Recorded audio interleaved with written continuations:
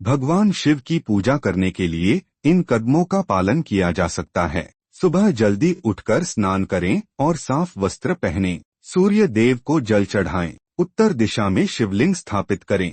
शिवलिंग पर गंगाजल से अभिषेक करें। शिवलिंग पर शक्कर, दही, दूध, घी वगैरह से अभिषेक करें। शिवलिंग पर चंदन का लेप लगाएं। शिवलिंग पर बेलपत्र, फूल, धतूरा, पुष्प, दूध, गंगाजल चढ़ाएं। शिवलिंग पर रुद्राक्ष की माला से शिव मंत्र का जप करें। शिवलिंग की आधी परिक्रमा करें। शिवलिंग पर दीपक जलाकर आरती करें।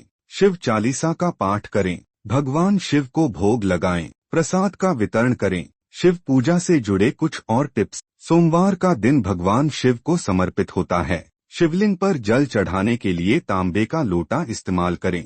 शिवलिंग पर जल चढ़ाने का समय सुबह 5 बजे से सुबह 11 बजे के बीच का होता है। शिवलिंग पर कभी भी शाम के समय या दिन ढलने के बाद जल नहीं चढ़ाना चाहिए। शिवलिंग पर चंदन, अक्षत, बिल्व पत्र, पुष्प, धतूरा, दूध और गंगाजल चढ़ाने से भगवान शंकर जल्द प्रसन्न होते हैं।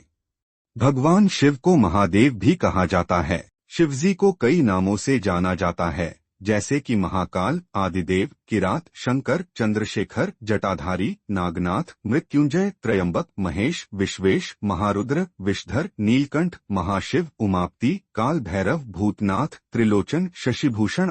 शिवजी की पूजन वही स्वीकार है जिस पूजन में थोड़ी सी कमी रह जाए। थाली में सारा सामान जमा लिया तो भी मंदिर में जाकर कोई सामान याद आए तो समझ लेना कि तुम्हारी पूजन भगवान शंकर ने स्वीकार कर लिया। शिवजी की पूजन वही स्वीकार है जिस पूजन में थोड़ी सी कमी रह जाए। थाली में सारा सामान जमा लिया तो भी मंदिर में जाकर कोई सामान याद आए तो। नंदी को क्यों कहा जाता है शिव भक्त? नंदी का ये प्रेम और समर्पण देख भगवान शिव प्रसन्न हुए और उन्होंने नंदी को अपने सबसे बड़े भक्त की उपाधि दी।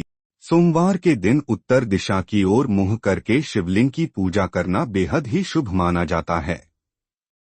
शिवलिंग पर चंदन, अक्षत, बिल्व पत्र, पुष्प, धतूरा, दूध और गंगाजल चढ़ाने से भगवान शंकर जल्द प्रसन्न होते हैं और भक्तों की मनोकामनाएं पूरी करते हैं। भगवान भोलेनाथ को प्रसन्न करने के लिए मात्र 1 लोटा जल ही काफी माना जाता है। शिव पुराण के 22 अध्याय के 18 श्लोक में बताया गया है कि शिवलिंग पर चढ़ा हुआ जल पीना बहुत ही शुभ होता है। कहा जाता है कि इस पानी को पीने से सभी रोगों से मुक्ति मिलती है, साथ ही नकारात्मक ऊर्जा भी खत्म होती है। महादेव का असली भक्त कौन था? राम, रावण, शनि, कश्यप ऋषि आदि इनके भक्त हुए हैं। शिव सभी को समान दृष्टि से देखते हैं, इसलिए उन्हें महादेव कहा जाता है। शिव सृष्टि के आरंभ में इन 5 शक्तियों को मुक्त करते हैं और प्रलय के समय उन्हें वापस अपने भीतर ले लेते हैं। बीच बीच में वे इन ऊर्जाओं को सृजन, सृष्टि, संरक्षण, स्थिति, संहार, विनाश या परिवर्तन, छिपाव, तिरोभाव और प्रकटीकरण, अनुग्रह के उद्देश्यों के लिए उपयोग करते हैं। वीडियो अच्छी लगे तो लाइक, कमेंट, सब्सक्राइब करना ना भूले।